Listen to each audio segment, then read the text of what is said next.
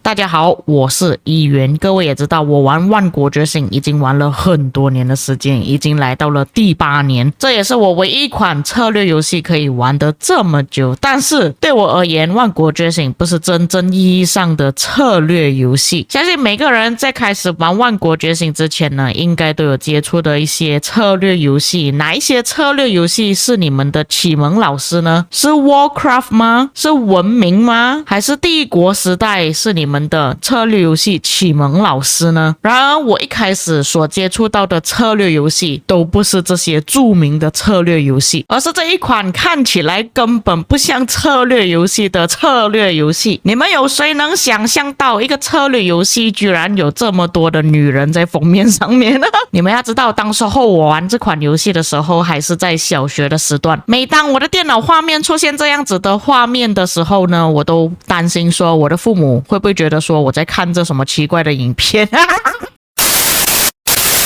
总之，这款看起来不像策略游戏的经营策略游戏占据了我的小学大部分人生，因为我当时候也没有其他的游戏可以玩，我只能玩这款游戏。我觉得当时候我会变得这么抽象呢，有一部分应该也是来自于这个游戏，因为你们可以看到它一些游戏的图片呢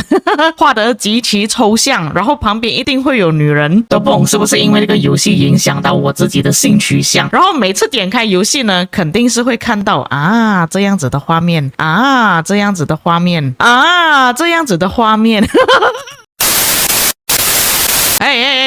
等一下，虽然这个游戏里面充斥了大量的奶子，但是不代表说这个游戏并不是策略游戏。因为如果你们仔细去看的话，这个游戏里面呢，其实跟那些封面是没有什么关系的。我很怀疑说，就是当时候他们为了要推广这款游戏，所以设计了大量的奶子在封面上面。但实际你玩游戏的时候呢，是根本不会出现到奶子的画面呢。然而不知道是不是因为这款游戏的知名度没有到非常高，然后玩家的群体也不是非常多的关系，所以这款游戏呢，其实已经是不能运作了的，甚至是很难找到下载，除非当时候有买光碟的一些玩家啦。但是我找到一些下载的途径，把这个游戏下载回来玩了。但是当我点开这个游戏的时候，就是灾难现场了。你们可以看到我连录制的画面都卡着了。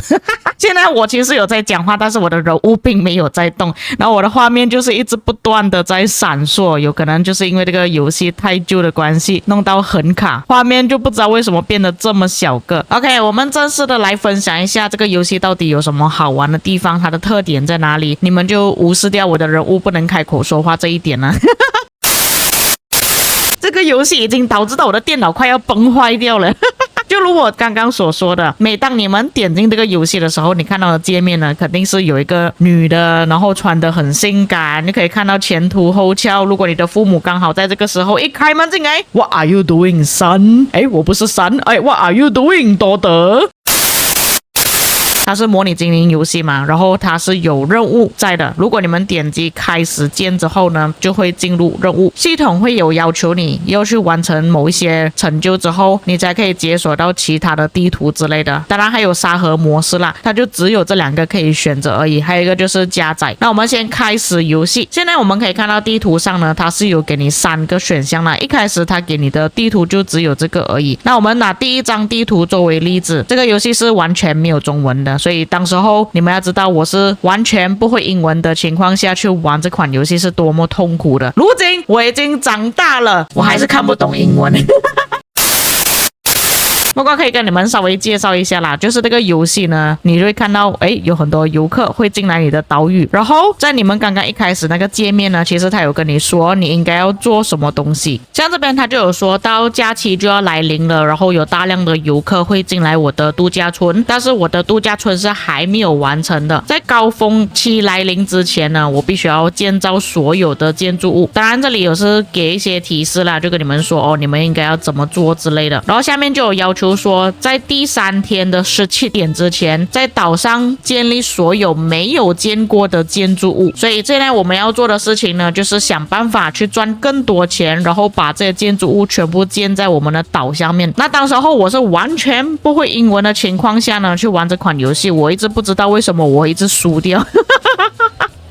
后来就是光靠这边的图片来查看因为你们可以看到它这边写12，但是我这里只有0而已，所以我就慢慢的去研究说，我应该要怎么做，我才可以破关去到下一个关卡。像现在是完全没有清洁工了，你必须要先建那个清洁工的房子出来先。当你们放好这些建筑物之后，你们就可以看到工人他们就会跑过去把这个建筑物给建起来了。那我在小时候第一次压榨员工的时候呢，也是从这个时候开始，因为我让我的员工完全不能休息的，一直不断的去建造其他的建筑物出来。被投诉了，他们还罢工了，表示不开心之类的。当然了，你可以用不同的策略方法，像有一些玩家他们可能是考虑到说，这个岛上怎么可以不能有清洁工呢？会导致到整个岛屿都是很肮脏之类的。但是有些玩家是考虑到，如果我想要赚钱的话，我应该要建更加多的娱乐设施，就比方说酒吧。但是这个酒吧呢，它又有限制说你必须要放在哪一个位置，你必须要放在这种沙滩的地方，你才可以建起来之类的。然后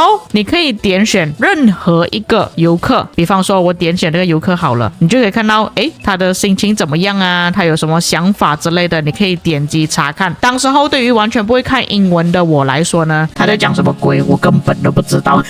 有哪一些他觉得不错的地方，哪一些觉得比较差的地方，都可以完全的看到。所以我不知道为什么那个封面呢，明明有出现那么多大奶子，但是这个游戏里面实际上是完全没有出现大奶子的。然后你看到有一些游客啊，他给一个到站的时候，你就可以点击查看。像他这边就说，这里没有零食，这里没有办法去洗澡，后续他还会出现更加多的抱怨。所以如果你是想要做一个好的管理员的话，你就必须要顺从他们的意愿，他们说什么就去做什么。像他就说没有零食，这样我就必须要放零食给他。那我们可以放一些冰淇淋店，又或者是汽水店，让他的体重更加胖。那如果你觉得说这个速度有点太慢的时候，你就可以加速，让他的这个游戏进度可以快一点。但是有时候加快未必是好事情来的。策略游戏当然是有一些策略性的实际成分在啦，就是你们必须要去安排你的员工什么时候要上班，什么时候要做东西。像如果你是一个好老板的话，你就会分成不同的阶段，比方说在这个时间点可能有3个员工在工作，然后下一个时间点是有3个员工这样子。但是身为一个压榨的老板呢，比方说现在已经15点了，他们工作时间到19点，我就会把他们的时间加到从15点开始工作到1点，每个员工都是这样子算，只是需要点击一个按钮，全部人都必须要加班到死为止。那这个游戏里面呢，它除了这个关卡就是要你需要去建所有的建筑物之外呢，它之后有一些关卡，就比方说岛的附近有很多鲨鱼，你要如何避免你的游客被鲨鱼给吃掉，又或者是岛屿上它的电力是比较稀缺的，你要如何去让你的岛屿充满电力，或者是它会给你一些要求说你要在什么时间点赚到更多的钱之类的。当然如果你看到有一些建筑物或者是有一些餐厅之类的开始赚很多钱的时候，你就可以坐地起价，把它的价钱抬得非常高。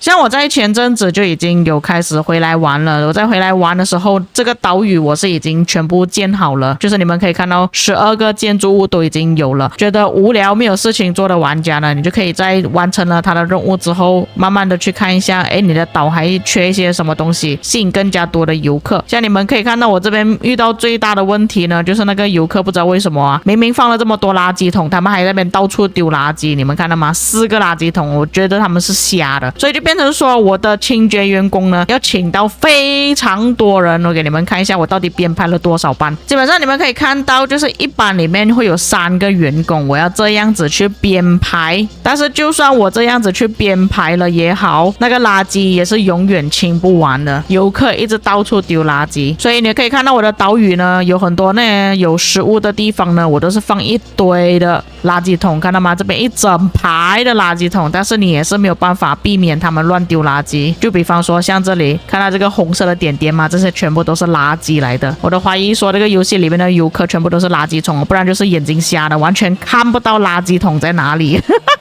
OK， 那么这个游戏呢暂时就先介绍到这里啦。如果之后有兴趣的话，我可能一个一个关卡慢慢玩给大家看，要如何去经营，要如何去破关，这个游戏有什么特别的地方之类等等的。希望大家喜欢这个影片，我们下个影片再见。